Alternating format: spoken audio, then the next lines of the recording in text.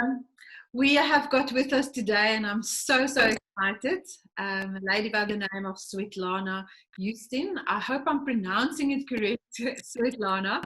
Svetlana is a beautiful mother. Yeah, see, we've got it.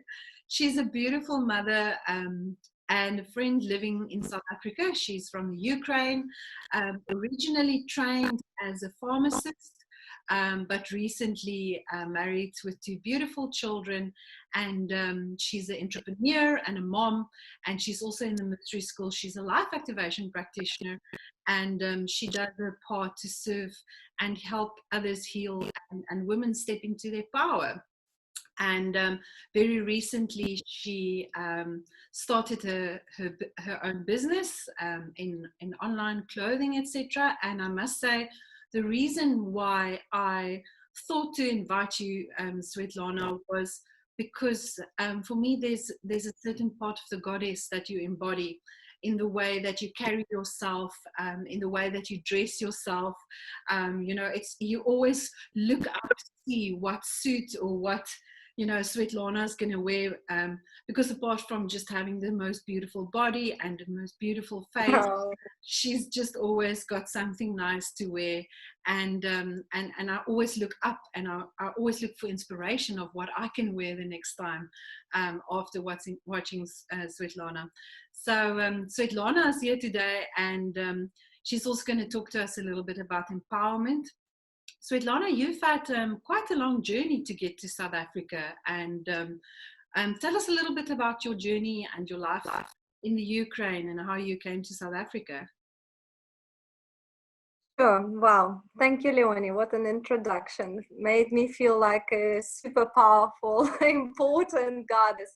Thank you for that. Okay. So let me just go back in time and tell you about a little bit of my life story. I used to be a gymnast and absolutely loved it. In my high school, I had a trauma in my back, and my coach obviously said, "This is it. You cannot continue. And you have two options. You either can be a coach, or you can just give up." So, I couldn't just see myself being a coach. I think also, when you're young and you devoted your life to it, it's almost like, I don't know, it's just so much anger and so much emotion. So I didn't see myself being a coach and, helping others to become, gymnasts. So I just completely left and just decided, no, I don't want to do anything with physical exercises or especially gymnastic. And being in high school, obviously you have to decide what you're going to be, what are your strong, subjects, and, what do you actually like. And it was a very difficult decision. So the only subject I could find was chemistry. I enjoyed chemistry. I liked it. I can't say it was my favorite subject, but from all the subjects to choose, it was one, of the best. Anyway, so I entered into the college. I studied 3 years. Honestly, totally hated. And working for years as an intern, it clarified to me that it's not the person I want to be. Standing all day, selling, medication or working in a laboratory doing drops or whatever it had to be done. I just couldn't see myself doing it. So I started working for a company called Bayer, and I had an opportunity to come in either to London or South Africa to study English. So I chose in South Africa. It felt like, I don't know, exotic. I imagined animals running around everywhere. Yeah, more like a game farms or something in the city. So yeah, I arrived. I know it's funny, totally uneducated. Anyway, so when I arrived, it's been 12 years. It's quite shocked my system. Wasn't animals or anything. It was beautiful country, and it was a lot of city sites and all of that. And studied English. Went on and off, back and forth to Ukraine, South Africa, and then I met my husband. And yeah, the rest is history. Yeah. So exotic history. Yeah, now I'm having 2 kids and a husband, and yeah, and trying to find what else can I do with my life rather than being a mom. Yes. Mm, mm. Now, Svetlana, you know, empowerment is obviously the theme of August, and empowerment means so many things for so many people, and also for women. For us as women, it definitely has different ring to it, so to speak. How would you say, if you look at your life and out of your own viewpoint and experiences, what would you say is an empowered woman for you?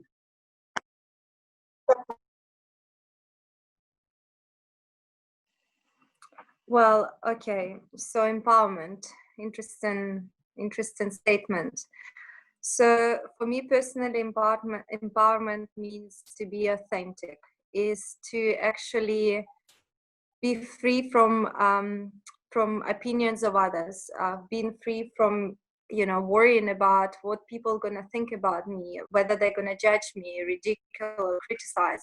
So express myself in the way I want to express.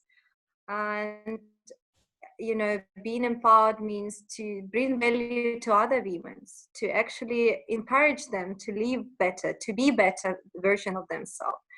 Also, recently for me, personal empowerment is to be independent. I realized that independence brings you freedom of choice. And I would say, after authenticity, independence is one of the most important parts for my personal life, to be empowered. Also, I think it's to be in congruency with your beliefs. So it's very, very important. So being empowered, it's to live your life with purpose.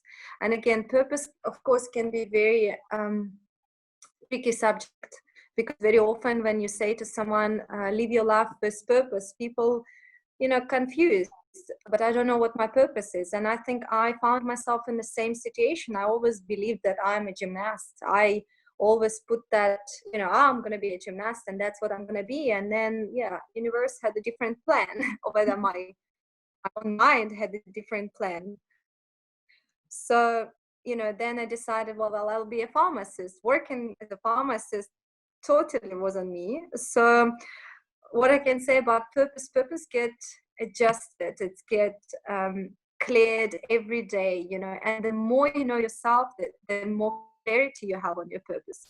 So of course, because I'm an initiate from Modern Mystery School, I can say that starting my path 4 years ago, it really empowered me as a person. It brought me understanding of my boundaries, of my weaknesses, my traumas, where I start healing it. And as I start healing, the clarity on my purpose become clearer. And with that, the more clarity you have, the more empowerment you have. So Right. there we go. And if I listen to you, Svetlana, you talk about authenticity and independence as two strong themes for you. When you think about the authenticity, maybe perhaps with the clothes and your expression that I just talked about, it's almost like your own language that you're using. And very much when you get dressed, I can see the authenticity of that expression of yours. And I think that's perhaps where the beauty in that comes from. But, a lot of people out there feel like they are authentic. They feel that they are the most true version of themselves. How would you know, or would there be a way that we can identify when we are being the most true version of ourselves? What would you say would be kind of like a marker for us to identify and know, hey, I feel it, I'm in where I should be, or connected with that purpose, like you are talking about it?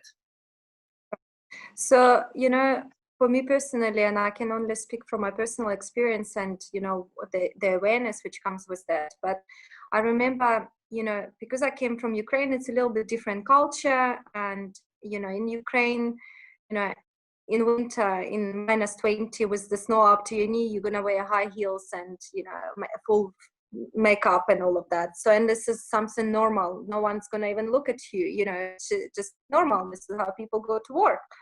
Where obviously I came here, dressing up with maybe red lipstick at 8 o'clock in the morning, going to a coffee shop, it looked a little bit weird, and, you know, people were taking notice of that. And of course, as you start seeing people looking at you, you start having all this conversation in your head. It's like, oh my God, are they judging me? What are they thinking? They're thinking I'm like maybe, you know, some kind of woman, you know. So, and, you know, I got caught up in that. Okay, if I wear this, you know, what people gonna think? So I started actually dressing up more on, you know, trying to think, you know, not for what I want to do or what I want to wear, but how am I going to look at if I go out wearing this outfit. And I think that's why I start losing my authenticity, because I really start getting attached to what people are going to think about me. So for me personally, when you can literally say, it doesn't bother me what you think or what you say, this is how I feel today, and that's why I look like this. This is authentic. So when you can literally, and I'm not talking just about clothes, in general, when you can come out of your house and be, just do what you think is right for you, say what you think is right for you without worrying whether people will like you or people not going to like you. When you can be in that middle, in the center, without worrying about that's for me authentic. And it took me a long time to get to the point where I can say, you know, it doesn't matter whether you like me or not. And also, you know, especially with Facebook and social media, you know, we post something and then we go and check how many likes did I get, what people wrote in the comments. And, you know, recently, if I post something, I don't go there. Well, you know, whoever liked, well, liked. You know, it's good you liked, but it's also good if you didn't like. It's okay. I'm okay with that. I'm at peace, whether you like or you don't. So, yeah, it's quite an interesting breakthrough, but I think that's what I would maybe suggest people to look at. How much you allowed other people's opinions to rule your life. And actually, when you're doing that, are you actually living your life, or are you living life of some other person? So yeah, that's the authenticity to me. Awesome. I love what you're saying, because Facebook is such a, or social media, you know, not to trash any platform, it's become such a part of our lives. And even though it can serve a very good purpose, you know, it's still the line between, you know, us not moving over to that comparison space, you know, is very thin. And I think very few people have the discipline to actually not look at what their world looks like, and then look at their own world and go, oh, but this is not in my world, and then start to feel bad, you know, and take yourself down in that downward spiral, instead of thinking positive thoughts, you know, and thinking about things that you do want to create, you know, your business, your life, your family, your garden, whatever it is that you want to create in your life. And comparison, as we know, is definitely, I would agree with you, a big poison. And when you speak about that independence, Svetlana, you know, again, sometimes maybe independence is misunderstood in society, or perhaps it's also something to balance. You know, how do you see independence? At what point are we, you know, sort of saying to the world, I don't need you, and it's an ego game that we are playing, versus independence of truly, you know, following that inside voice, that path. How would you say, where's the line for that independence? What does that independence truly look like? Does it mean to always be in control? I always find that an interesting concept, you know, independence to look at. Yeah, it definitely is. Look, independence, yeah, I don't think you can ever be in control. There is always, you know, to be in control, I think you have to be maybe a monk and meditate for hours and hours a day to gain that control. I'm definitely not there. So to say that I can be fully in control would be, a total lie. But, independency for me comes in different forms at this moment in my life, because I've been a mom for such a long time. And I look at financial independence, where obviously understanding more and having more clarity on what I want to do and what my gifts are. You want to share that with the world, and because of that sharing, you also expecting to have to receive a financial gift from what you're given. So yes, at this moment I only look at very small part of independency, which is financial independency. But again, being in control probably control also brings a lot of negative connotation with it. So yeah, it's very difficult to say to be in control and be independent. That doesn't come together. I don't know, in my mind. Yeah, I just look at, okay, I've been a mom. Okay, I'm not saying my children are grown up. They're only 9 and 7, and they're still very little. And living in South Africa, it's very different from where I come from. In my country, kids go to school on their own at 7 years old, and it's safe. Here, fortunately or unfortunately, children needs a little bit more help. They can't just jump on the bus and go. You have to drop them, and so you almost like a full-time pay as well. But I feel at the moment in my life, I reached a point where I feel that I've given enough time of myself, and it's time to focus on me, where I can bring something to the world and be rewarded. Yes. Awesome, awesome. I love what you're saying about not losing ourselves in our family or our business, or that doesn't become our identity or our only identity. Very, very important for us to keep that independence. Absolutely. And Svetlana, so in your view, as women, because we know we as women we have many powerful gifts and skills which we hone our crafts from time to time. What would you say is the greatest strength of a woman, or of women in general? Right. Look, obviously we spoke a lot about authenticity, so that would be one of the very strong strengths for me, but I will leave that. There's two things I would say: truthfulness. And truthfulness, I would look at truthfulness as childlike. Again, because I'm a mom and I have kids, sometimes when you ask a child anything, whether, what do you think about my dress, or, let's go to that person, they tell you straightforward. I like that person because of that, and that. And they can tell that in front of that person. So that childlike truthfulness without sugarcoating. It always like, at the beginning I used to say, no, baby, you can't say that, no. That person is not, overweight, is fat, it's a little bit overweight, like you're trying to use different words, but the kids say as it is without thought that, oh, I'm going to upset the person, because they don't have any understanding. And when I start developing in myself, it's more to be more truthful,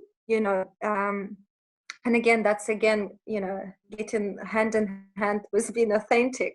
So you're authentic, you're truthful, you're saying as it is. You're not walking around and just being blunt and hard, but you just truthful, and you present your truthfulness in a way where it maybe doesn't hurt people. So yes, truthfulness is very, very important strength.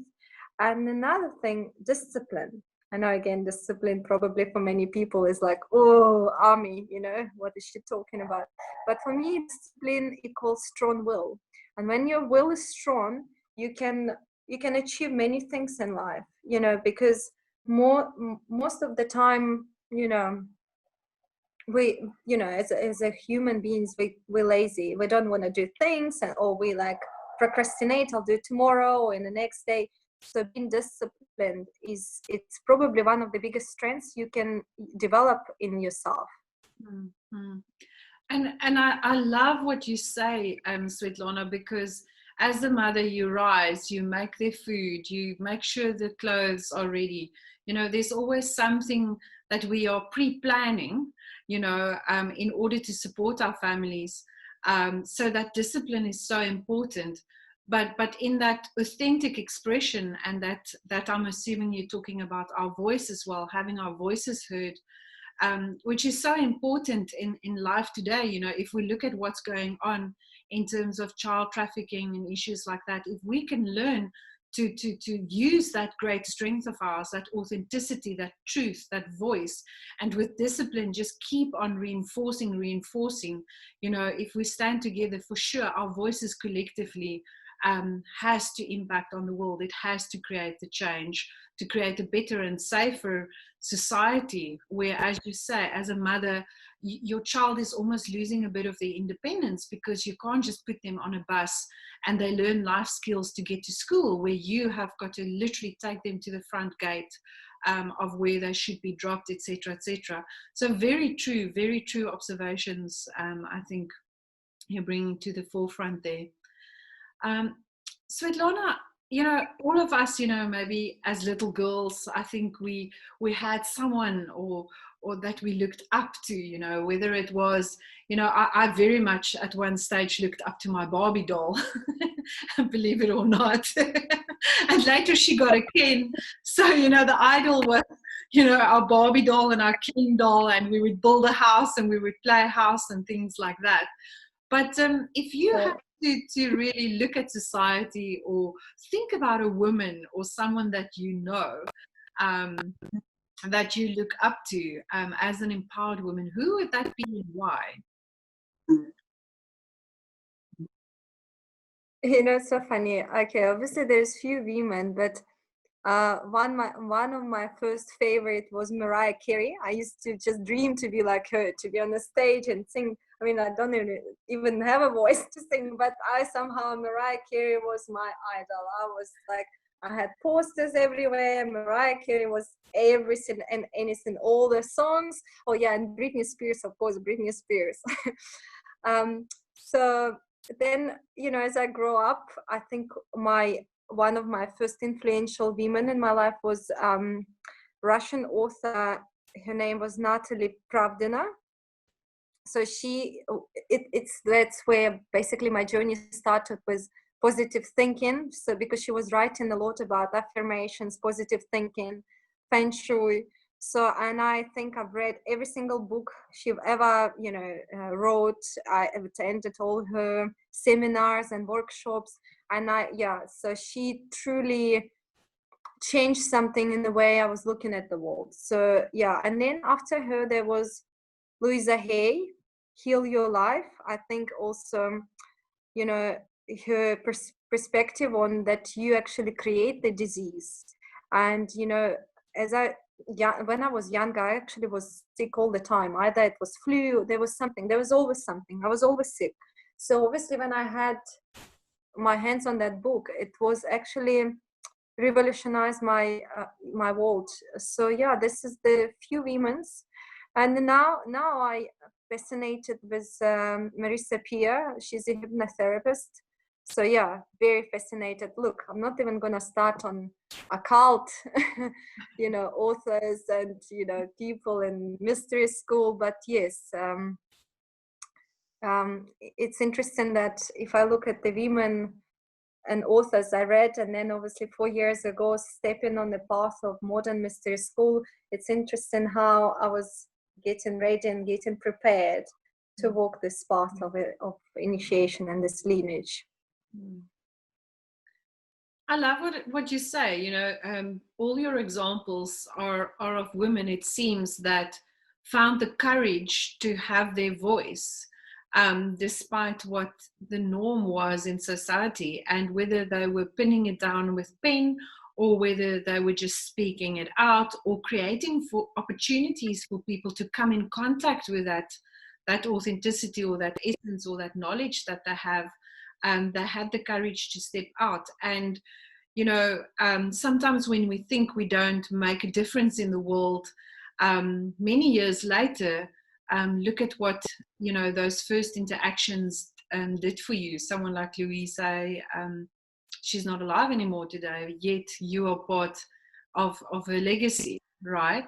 So yeah, I think we shouldn't underestimate the importance of the little seeds that we plant, and how they would eventually grow into beautiful trees that give shade to everyone out there. Yeah. Absolutely. Goddess, I love your Yeah. perspectives. I love what you've shared with us. And you've done so gracefully with that beautiful accent of yours. I could sit and listen to you the whole afternoon. But thank you so much for making the time available. Oh, well, I'm really grateful to you that you've given me this opportunity to talk. And I'll be very honest, I'm not the most extroverted person to be on camera or be recorded or doing anything like this. So it's totally out of my comfort zone. But I'm like, I said, okay, well, I agreed on this. I'm just gonna do it. So I'm really grateful for this opportunity to actually stepping out of my comfort zone and not being embarrassed about my accent, but being proud that yes, I'm South African, Ukrainian South African, but proudly with the accent. So yes, thank you so much. Really appreciate this. Absolutely. You are beautiful the way you are, and it's been awesome to share a screen with you. Thank you so much for your time, Goddess. Thank Goodbye. you.